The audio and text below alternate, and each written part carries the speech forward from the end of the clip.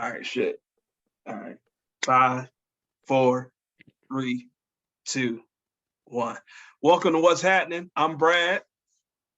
I'm Fred. It's a show where we talk about what's happening. What's happening with you, bro? Not much. Just got my butt handed to me in a middle school basketball game. What's going on with you? Oh, what you mean? You let some middle schoolers beat up on you? Nah, I coach, but it might as well be the same way because I take the pain the same. Oh man, I feel it. I'm here I have to come out to Grand Rapids. I got to do some work out here tomorrow. So I'm out here tonight doing that. But yeah, we're gonna get into the shit real quick, bro. So this week we're gonna talk about what's happening down in Phoenix. So have you seen that story yet? Yeah, I definitely seen that story. It's kind of crazy, but at the same time, it's the era we live in. A lot more is more open to us, per se. Right. So for those listening that may not necessarily know what we're talking about, so last week ESPN dropped the story on Robert Sarver. He's the owner of the Phoenix Suns. Massive story where Baxter Holmes, the reporter who wrote the story, he spent about a year interviewing and talking to over 70 people to get the understanding of that. And Robert Sarver, he bought this team back in 2004. And so for 17 years, it's just been this toxic culture of racism and misogyny. And basically you get the sense that that people live in fear that work there on all parts of the business. So this is, beyond the players. This is, people that work in different roles within the organization on the sales, front office, business side, all of that, and it's crazy to think about that because, I always hear the name front office, when you hear that, but, me as a basketball fan and really a sports person in general, you don't really hear about many names in an organization. Like you might hear GM, you might hear president of basketball operations, some sort of title with that. Obviously you hear about the coach.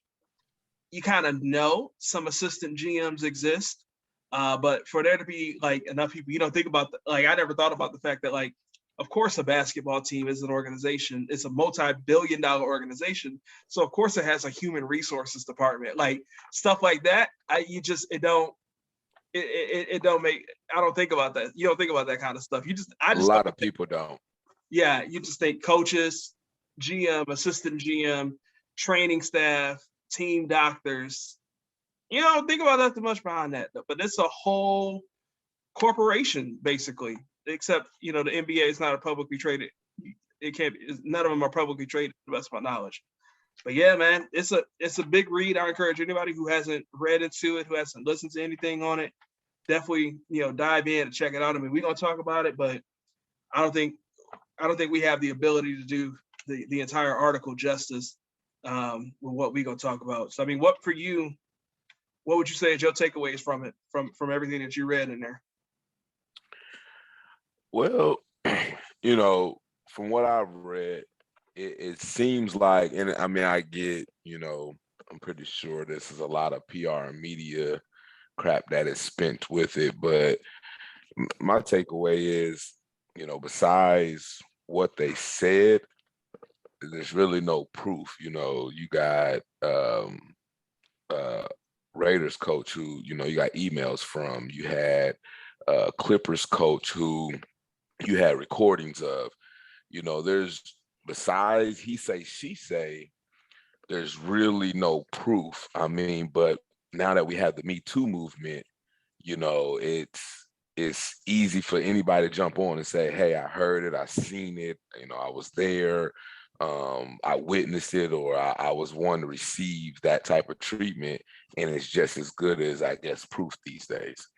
So, my biggest takeaway is I would love to see something actual, factual, like, hey, look, this is what we're talking about. And there's more to it, but, just to give you a peep see of what we're going after. And that's my biggest takeaway, far as what he said or, saying, what he's about. It's hard for me in that sense because truthfully, I feel like it's across the board. It's not just him. It's not just that one team. It's just this is his spotlight this time. You know what I mean?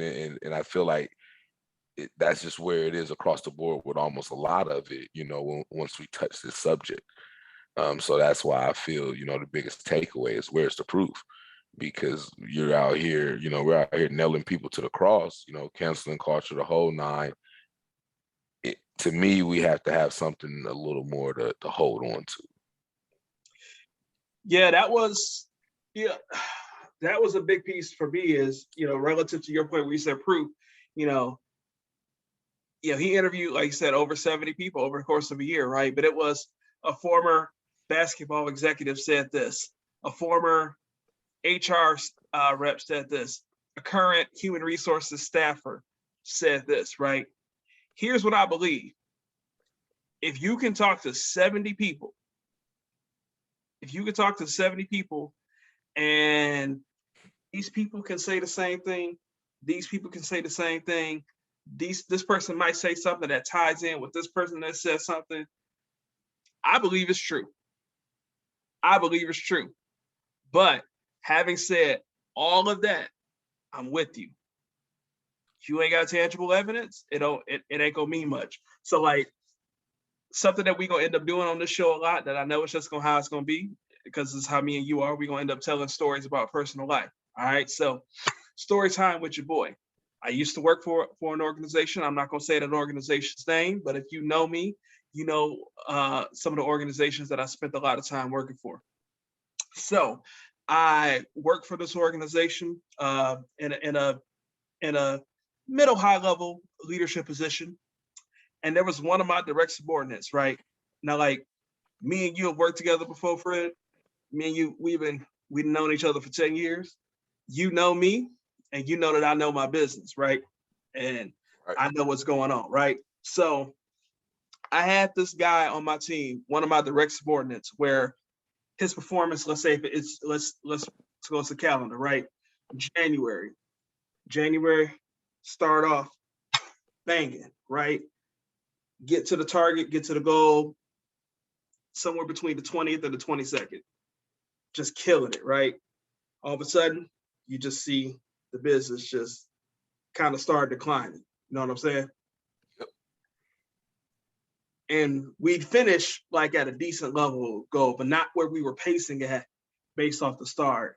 But sometimes towards the end of January, early February, we start seeing returns, we start hearing complaints, start seeing bad customer reviews come from different resources, right? And in February, business will start off terrible, right? But then by the time we get to the last 10 days of February, we off like a rocket, and we wouldn't hit goal, but we get close. We finish at we'd be pacing at like 48, 50% to goal, just doing terrible. But then somehow we finish at 93%, right? And then that momentum would carry into March, and we start off March on fire, and it'd be the same cycle. You get to about the 20th, the 22nd, 23rd, right? So what I'm saying is that's kind of a long way to say is that I knew that there was just me understanding the business. I knew that there was that this person was operating his portion of the business in an inappropriate manner, and that it was impacting our business, right? Here's what happened though. People would get frustrated with me, like people below him or his peers in different areas of my organization would be frustrated and would be like, hey, this dude is obviously doing this and you don't say nothing to him. And then I got to play the corporate role. There's been nothing reported or anything like that. I don't know what you're talking about. Now, the real me, I know there's something going on, but I can't prove it. Right? So I got to follow the corporate chain, right? So what I'm saying is, to your point about not having that proof, it wasn't until this person, he literally messed up with a customer that knew all the ins and outs of what she had going on.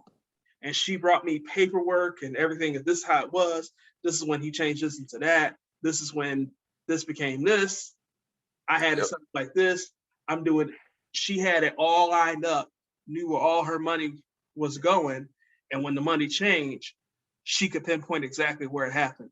She produced tangible evidence that I was able to operate on. You see what I'm saying? Mm-hmm. So like, that's what it's gonna be. So I'm 100% like, bro, if 70 people, if I could talk to, I don't care, bro, if I could talk to 3 people in 3 different spots, and I know like something don't seem right, something don't smell right. You're right. Obviously, and like my mama got a saying for that. My mama got a saying for that. She said you can't pay 5 people to tell the same lie. You know, I never heard of that one. Sticks. Hey, it sticks and holds true to this day. You know, you cannot pay 5 people to tell the same lie. So I wholeheartedly agree and get, you know, what you're saying. But, you know, and we'll get to it, but they want to remove him. And, well, you know, see, that's the thing that people don't understand is that it's just people talking about like they're gonna remove him, bro. That the thing that happened, because you think racism, like I even made the joke when the story, because actually the story dropped like 3 weeks later than it was supposed to. The Suns legal team said, hey, before you release this, you got to talk to this person. Suns legal team did a bunch of work to stop it from dropping him an extra 2 or 3 weeks. But when the story first dropped, so my first thought was, because you know me, I'm into basketball. DeAndre Ayton didn't get his contract extension. And I'm like, hold on. Ayton ain't gonna get his money, and now he about to like. I'm just like, all right, that's silly. But then I remembered, okay, Chris Paul is on the team, and I made a joke on Twitter. I was like, man, if you want to figure out if the team owner is racist, just have Chris Paul as your point guard. You'll find out, because he was in the Clippers situation too. right. But it's not that simple. The thing about Donald Sterling's situation is that there was a clear audio recording that it was that man talking crazy. And the thing about it is that thing went so viral, bro. That was at a point where in my life where I almost never used Twitter. Facebook wasn't as great with sharing, you know, news and things of that nature. It was a Saturday morning. I didn't have to work until later that afternoon. And I got up, I went into my living room, and I'm getting off track. Got up, went to my living room and turned on YouTube because everybody else in the house was asleep. And it's like Clippers owner goes on racist rant. I'm like, what's this from TMZ? What's this? Right. So having said all of that, like it just takes a whole lot. And then the other thing too is that what a lot of people don't remember is that Adam Silver, as the commissioner, he banned Donald Sterling for life. But what people just don't understand is the nuance is that the NBA is an organization. It's an organization that is owned by the 30 team owners, right? And it is those team owners that have to give a 3/4 vote. So at 30 teams, if you got to vote out, if you vote on Robert Sarver, that's one team out. So out of 29 teams, you need 20, is my math right? 22 of them or 23? You need a 3 vote. So either 22 or 23. You need 22 NBA owners to force him to sell his team. Right. That's the other part, right? Now. That's a lot. Exactly. It is a lot, right? Like, and for I mean, these are people that, again, behind closed doors, let's call it what it is. They probably talk like him, think like him, and have all this kind of crazy stuff happening too, right? Dude, when this stuff happens, I would love to see all these people's face, you know, when it comes across the headline, because I'm just wondering how many people's like, oh, is my conversation going to be shared?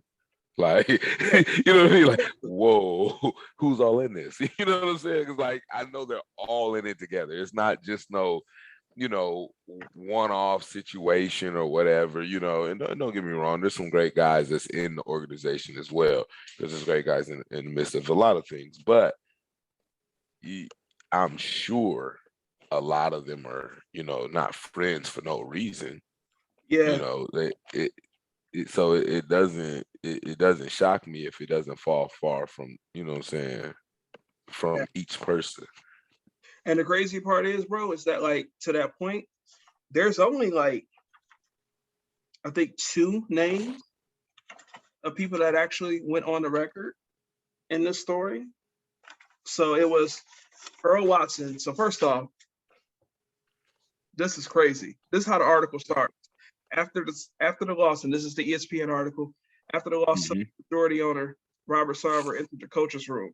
Watson told ESPN, why does Draymond Green get to run up the court and say, nigga?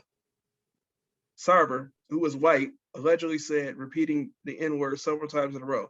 You can't say that, Earl Watson said, who's Black and Hispanic. He was the head coach. Why? Sarver replied, Draymond Green says, nigga. Like, I'm just trying to I know you're trying to get some context to the dialogue, but but it's just like who walks in and just says, why can't I say nigga? Like, what? I don't know, bro. That's just, and then like that. And then the misogyny part, bro, that one is just, oh, so did you listen to any of the podcast links I sent you? You probably didn't have time. I did not catch those. All right. So again, those of you that know me, I'm a basketball head. One of the podcasts I listen to is the Ringer NBA show. The Ringer NBA show is a mix of shows all in one feed. And one of the shows, probably my favorite basketball podcast, is called Real Ones. Real Ones is hosted by Logan Murdoch and Roger Bell. You might remember that name, Roger Bell, NBA player. I think he played 15 years. He played for the Phoenix Suns. And bro, right. Yeah, I was about to say Roger Bell played when they was loaded. With Steve Nash, Marion, Steve Nash. Yeah, All yeah. Right. So he told 2 stories that was just crazy, right? Now, one is just like, it just shows that he's a jerk, right? So he was saying that like, this is Roger Bell, and he said it on the podcast himself, so I'm giving him credit. He said that, he was balling. He went for, he was trying to get a contract extension.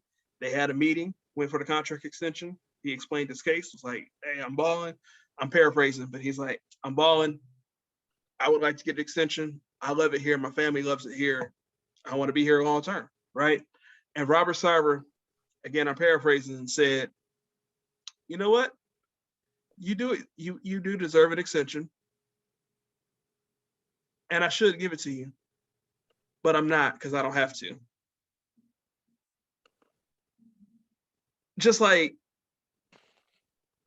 you deserve it, but I don't have to do it, so I'm just not going to do it. Like, basically, in other words, you are not the top nigga. You're not making me my money. Well, like, and I don't have to. I mean, yeah, you're balling, but just because you're a role player, I can get a lot of role players. And like, I haven't had time to listen to it, but another, like I said, I'm a basketball head. I listened to All the Smoke. It's hosted by Steven Jackson and Matt Barnes. One of their earlier episodes in one of their earlier seasons, they had Amari Stoudemire. And I feel like, when I haven't had time to go back and listen to it, but I feel like Amari was saying that, when 2010 came up and he was looking to get an extension or looking to re-sign, 2010 is the year that he he signed with New York. But if I remember hearing him correctly, it was where he felt like the money was, Phoenix wasn't trying to pay for it, right? So Robert Sarver already has that like known history on the basketball side of not spending money, right? And not paying to keep his talent in tow. So that is already kind of out there. Now, that's just kind of the assholeness of him, right? And I hope I got that Amari Stoudemire story straight. I could be just totally misremembering that. But here's the other thing Roger Bell said, right? This is crazy. Roger Bell was talking about how he said 2007, but based off the location, it must have been 2006. But because he said Houston, 2006 All-Star game was in Houston. But anyway, he was saying that he was having a good season. He got invited to partake in the 3-point shootout in All-Star weekend, right? he gets a call, and again, I'm the story is Roger Bell told the story on Ringer NBA show. He gets a call, and it's his wife, and his wife says, "I just had a miscarriage." Yeah, so he's got a choice. He can either partake in Houston for All-Star Game weekend, or he can go and be with his wife. And like a real man, he went to go be with his wife, right? Right. Just had a miscarriage, right? That was it. That was it. That was it. That was all said and done. But apparently, sometime later, the team is getting on the bus. Raja's on the bus, and his wife is getting on. I think he said bus. And he can see his wife, and she's like fuming, and she's angry. He knows his wife. He's like, "What's going on?" Right? Mm-hmm. And she says that Robert Sarver said to her, "You're lucky to have a husband that's willing to leave All-Star Weekend to be with you when you have a miscarriage."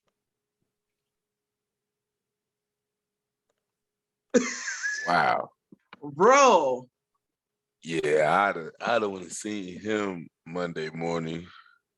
And the thing is that like what Roger Bell was saying is that like when this stuff happens in real time, it's like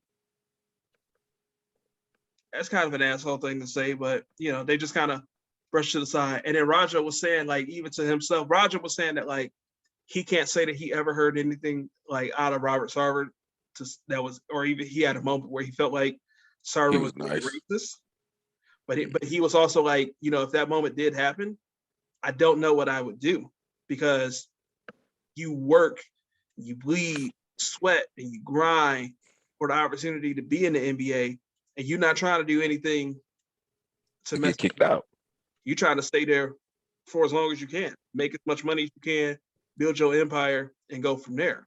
And so, like, and then that reminded me of this other story with the one executive where, again, back to the ESPN, former Suns account executive David Bodson, I hope I spelled that correctly, an account executive, that means he's a sales rep, said that in August 2014, Sarver pantsed him in front of more than 60 employees at the team's ALS Ice Bucket Challenge.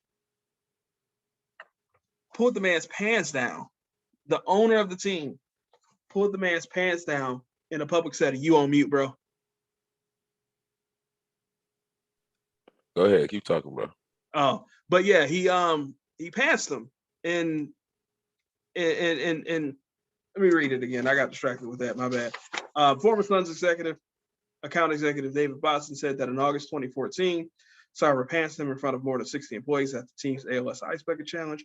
A former senior basketball staffer and former senior marketing employee confirmed this account to ESPN.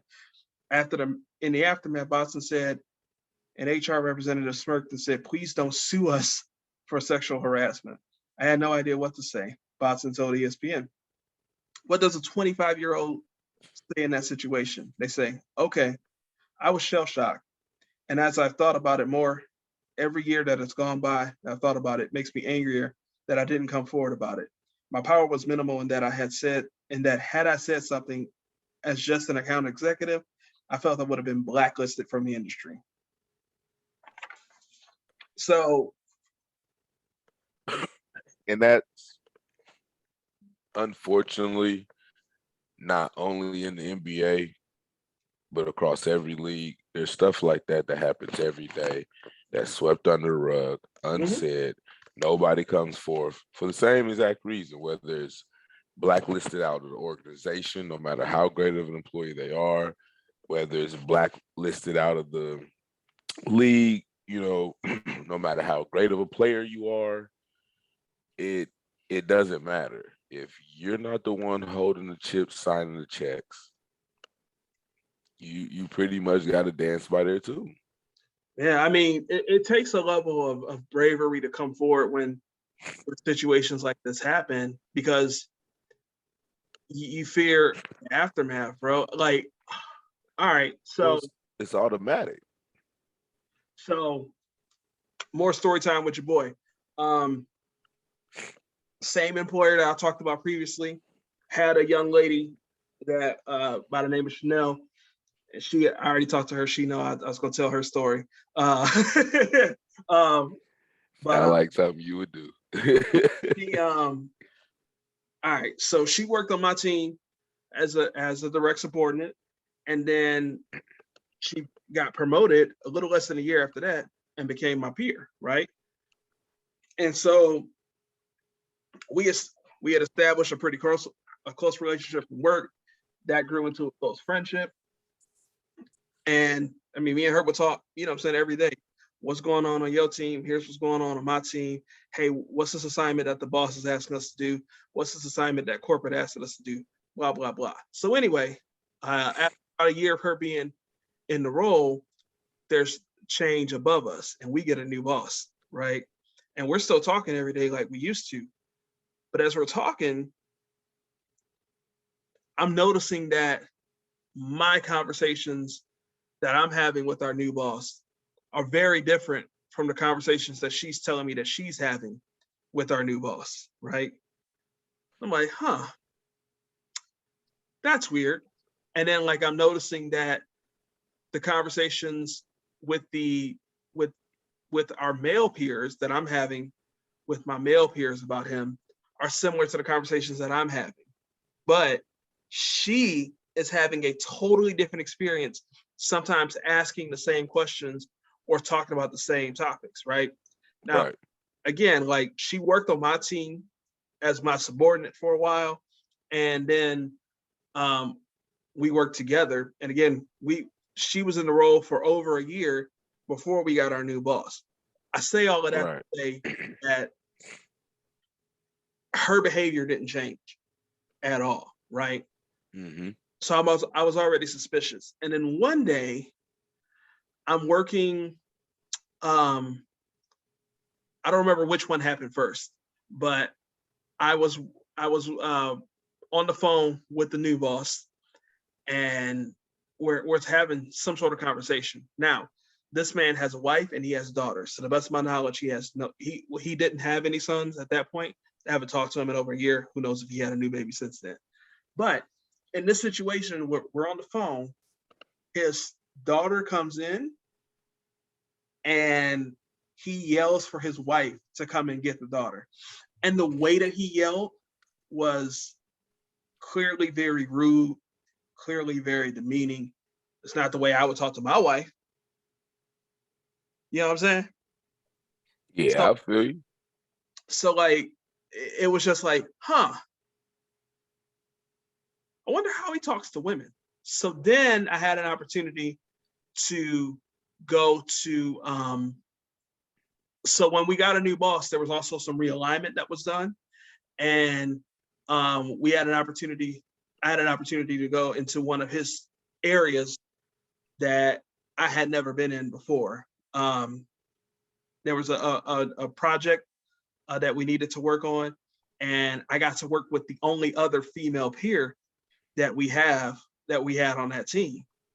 And so like we had some time to just like talk one-on-one, and I was just like, what's going on? And you know that look where like you ask somebody what's going on, and they like, They know exactly what you mean. what you trying to what you trying to find out?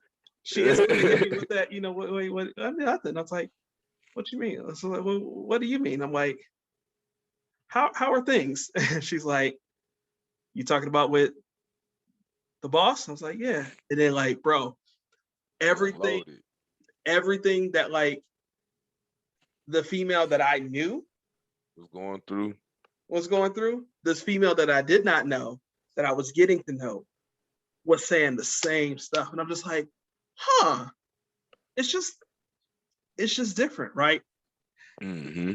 I just don't remember which situation happened first, if it was the phone call or if it was the me going out of town, but they were both in a very close time frame, right? Mm-hmm. Having said all of that, right?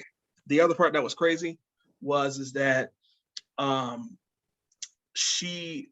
female counterpart, Chanel, the one that I do know, this is shortly after that trip is when COVID really took off here in the US, and like all the shutdowns, mask mandates, and everything, right? And so that greatly impacted business. We were working limited hours. And like at this point with the job, you know, there was a lot of stuff that was happening. Like I said, I'm good at the job, and I maintain that I'm the best one that's ever done that job. But at that point, business was not looking great. And like, honestly, like, and I said this to Chanel, I said this to my wife. I said, hey, like, I'm probably about to get cut here. The salary that I was making, the fact that there was no business happening. I also just by sheer luck had I had the smallest organization under me, and it would be easy to break up my organization and split it amongst somebody else. And I said, like, the writing's on the wall here. Like, I'm probably about to get laid off. And then Chanel got laid off instead of me. That's crazy. So the thing is that, like, I say that to say is that when there's these issues and stuff like that, like, you got to speak up. You got to speak up soon, because even if you do take the risk, how do I put this differently? Not if you, it is a risk to, it is a financial risk to say something, to do the right thing. But I would think that the emotional risk of staying quiet is probably greater. I'm gonna agree and disagree. Like I get exactly what you're saying. Like I totally understand. And you know, we should definitely speak up 9 times out of 10 more than what we do. I think, you know, the risk is more than just financial. That risk is financial, you know, that's ego, self-esteem, whatever you want to, you know, classify that as. That can be your longevity, you know what I'm saying, in your field. What if you went to school for this, you know, paid thousands for this, and you could be the best at what you do. But, you know, and then, you know, the risk of, you know, your peers being against you, um, I think it's a bigger risk of destruction, you know what I'm saying, for a person than we feel like it is rewarding. And it's because we've been trained to look away for so long, or not to say nothing, you know, for so long. Like I truly believe, you know, we should, but at the same time, I think that risk is a lot bigger, you know, than what the reward. Now, nine, I'm not gonna say 9 times out of 10, but a lot of times you do hear of a great win story, you know, hey, I spoke up, I did the right thing, and even though I was banned, I'm still being blessed, or I'm still, you know what I'm saying, being looked after. And, you know, that's wonderful, but, you know, do you want to give up what you love doing, what you're great at doing for that? So I'm gonna give you a little bit of pushback to your pushback, because I still think that level of thinking is just, it's short-sighted. We hear about these great turnaround stories, right? We also probably don't hear about the, hey, this was just a big misunderstanding. I didn't mean it like this. Stuff that gets caught up early on. Bro, I'm just remembering a situation. Again, here we go. This is what's going to happen, right? There was a point where I used to work a little job, and when I worked this little job, there was a girl that I was saying stuff to. Now, I wasn't saying nothing crazy. I wasn't saying anything like crazy at all. Like, when I say crazy, like, I wasn't being lewd, I wasn't being disgusting, I wasn't being insulting, but I was being inappropriate, right? What happened was she said something, right? Now this is like 2007, right? And I meant literally nothing behind the stuff that I was saying. But I was 20 years old and I was stupid, right? But she said, hey, Bradley's saying this stuff. It got to me like, hey, you need to chill out on this. And I was like, oh, I'm, oh, oh, oh, oh, right? So what I'm saying is that like sometimes, and I'm not trying to say that like, I'm not trying to defend Robert Sarver at all. But what I am saying is that sometimes that like, if you got to give people a chance to correct themselves and not saying things makes it worse. So like, Okay, so when you say something, hold on. When you say something, are you saying say something publicly, or are you saying just say something back to the person that said something? I either mean, what way, like? I mean, honestly, now like this stuff is not. This is crazy because like these people were going to HR and HR was saying, hey, there's not really anything I could do for you, right? HR didn't have any soul in this situation, right? That which is crazy in and of itself. I gotta imagine anybody that works for HR anywhere that's dealing with that story, that reads that story is just going crazy. But what I'm saying is that like, I guess what I'm saying is that most people are generally good people, right? And if you say, hey, you made a mistake, most people are gonna say, damn, my bad, that was a mistake. Let me do better going forward. And that'd be the end of it, 9 times out of 10, right? But like there are gonna be some people that go unchecked, right? And when I read how Robert Sarver was able to run this organization for 17 years, largely unchecked, that tells me that he spent most of his life largely unchecked. That tells me that he's well, of been. course, when you live in a community that's not gonna check it and that sees nothing wrong with it, and Or they all do the see people something look wrong with like it, but they you. don't speak. Well, no, because all of them look like him. All of them, you know what I mean, dress like him, walk like him, talk like him and his folks. Like, so they don't see anything wrong with it. You know what I'm saying? This is a everyday thing. It's not, oh, I just woke up like this. Oh, I just thought of this. That is the joke in their community is why can't I say it? They say it. You know what I mean? Like that's so when they say it amongst each other, like okay, like you said, personal stories. So, you know, I'm not proud of everything I've done, but growing up, we done some dumb stuff, and one of those things is calling. Um, I wouldn't say somebody like Sarver, but somebody that's in his community, but feel more down to earth with our people. And we would call them to our neighborhood, and then we would rob them and whatnot, and take off laughing.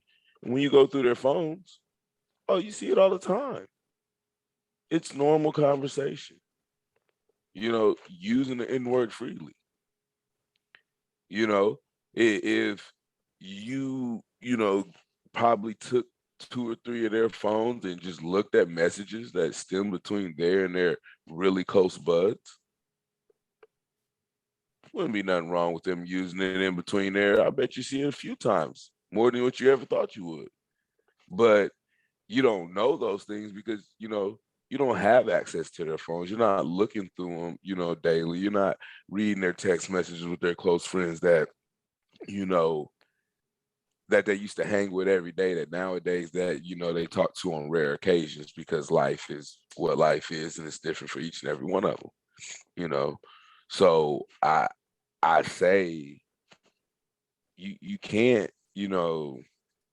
we can't just say, he's unchecked. You know what I mean? Because he's not in a community to be checked. He's just, last 17 years has been in a probably more diverse community to be checked, because NBA organizations is not like everyday life. You know what I'm saying? Like, tell me when the last time you sat down and just talked with, the president or general manager or the owner, say you will, of your company that you work for. You know what I'm saying? You don't do that in everyday life jobs. So, it's different because the owner that, you work for probably sits down with Mr. Sarver and different people like that. That's why they have business booths and suites at their different forums and whatnot, at their, centers for games and what have you under their business name. They sit in Millionaires Row at the Derby and different things like that and bump elbows and talk with one another. We don't get to do that. So you don't know what they're talking about. They're not always been in a mixed culture, But see, that's not where I'm disagreeing with you on, because all of that is right. But what I'm saying is that, like, it don't have to be people like me and you to say this is what's right and this is what's wrong. Like, even people that are filthy, stinking rich that own basketball and football teams and things of that nature, but that work for them and work directly under them. All these kind of people know the difference between right and wrong, right? So I know, like, what I was saying about being largely unchecked, I'm talking about mostly like a young Robert Sarver, like a teenage, young adult Robert Sarver that probably needs to be checked. Then, like how I got checked when I was 20, right? With that little situation that I was working with, right? Like that's what I'm saying. But like even today, where like his CEO and president comes out and says, "Oh, I've never known Robert Sarver to say or to be anything like this and whatever, blah blah blah." That might be true. I don't believe that is true, but it might be true, right? And what I'm saying is that even somebody like him, like, to not have the courage to say, "Hey, you shouldn't do that," like, that's not okay. And what I'm saying is even like HR staffers to not have the courage to say, "Hey, that's not okay. This needs to stop." Like, that's what I'm saying. Like, it's incumbent upon everybody, when you see something wrong, say something, right? And I guess that's just me. I just always No, you're right. You're 100% right. And that's, what I'm saying, that's what I say. I agree with you 100%. I know it's easier But said I than done. guess don't wanna- like Raja said, in the moment, it's way harder.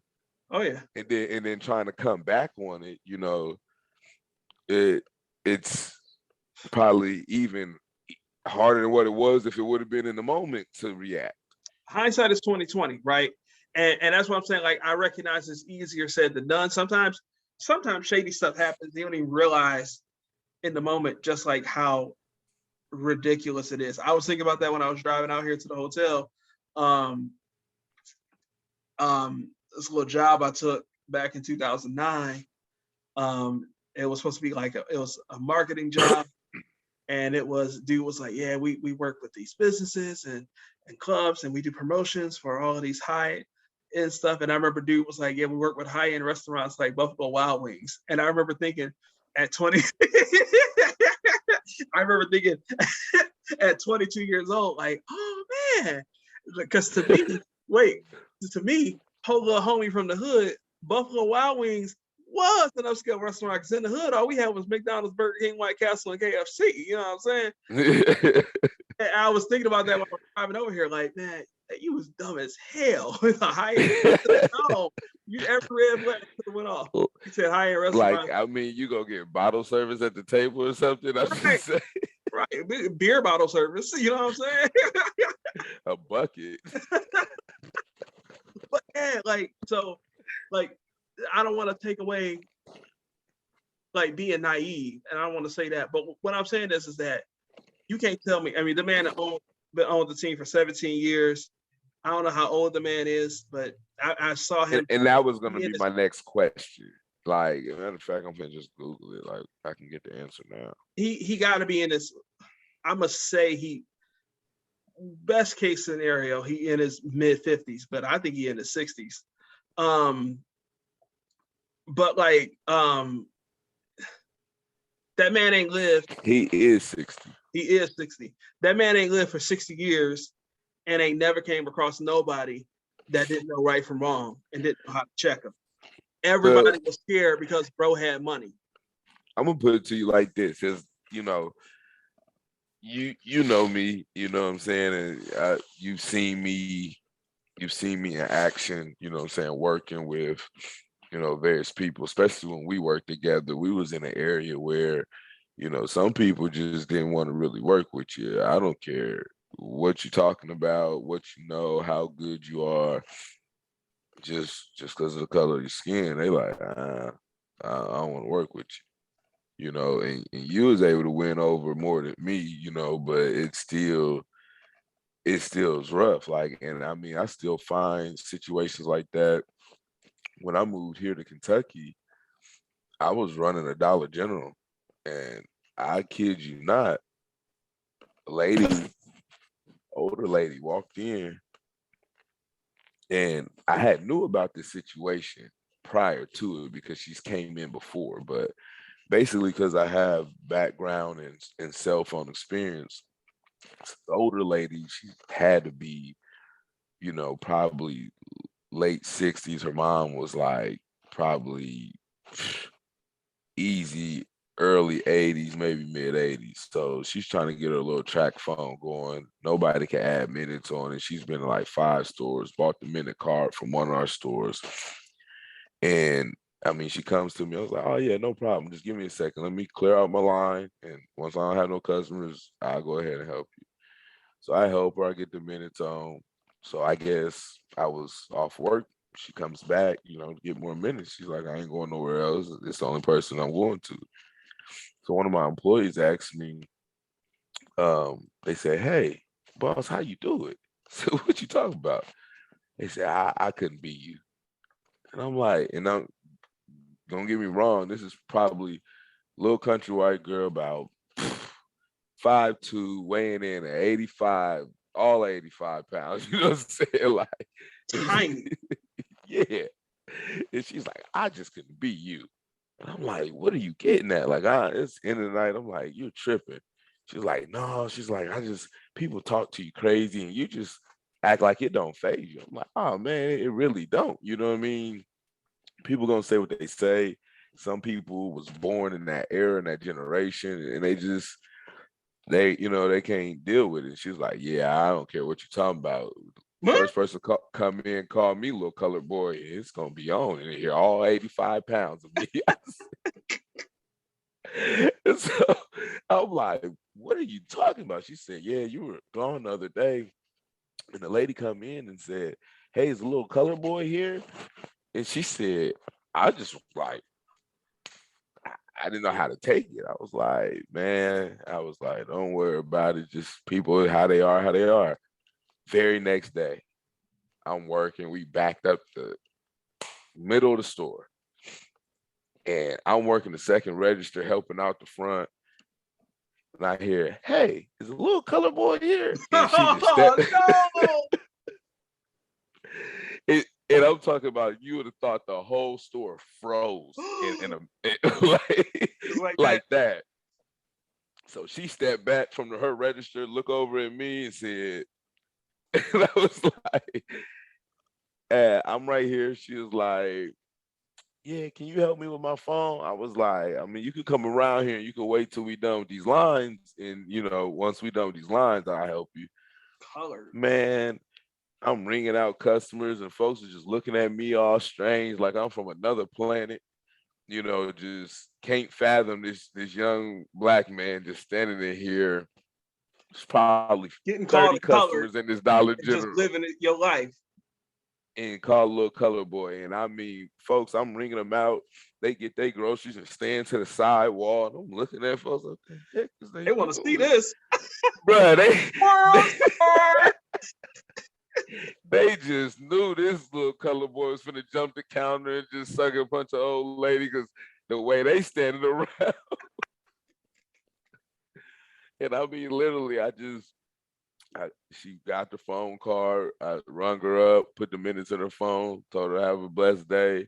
And they just like, oh man, you something special. You're one of the sweetest people I ever met. Like, and they just was astonished. Just like, I just don't know how you could handle it that way. But some people was just literally in that era, and it sucks. It ain't like they should get a pass for it or nothing of that nature, but you know, what could you do? Like this little color boy still had to feed, 4 kids at home.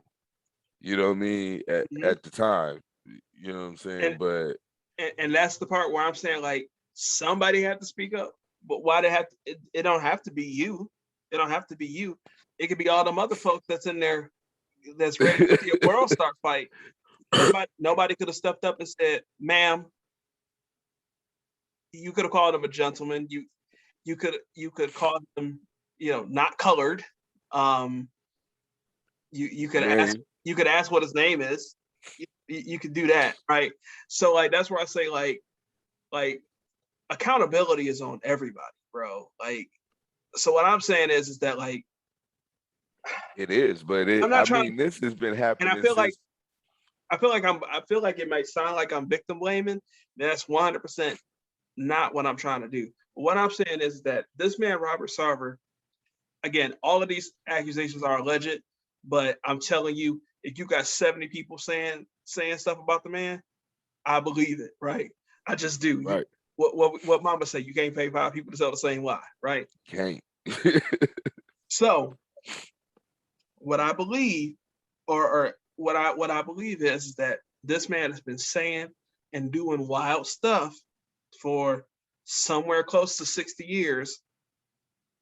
And because he got money, he be getting away scot-free with it. Or he been able to live his life peacefully because he got the money to either people fear him too much or he's been able to buy his way out of trouble in the past. Something to that. Let's just put it like this. He controls your livelihood. You know what I'm saying? He pays for, that $2.5 million condo that you can live in. You know what I'm saying? He pays for that lifestyle.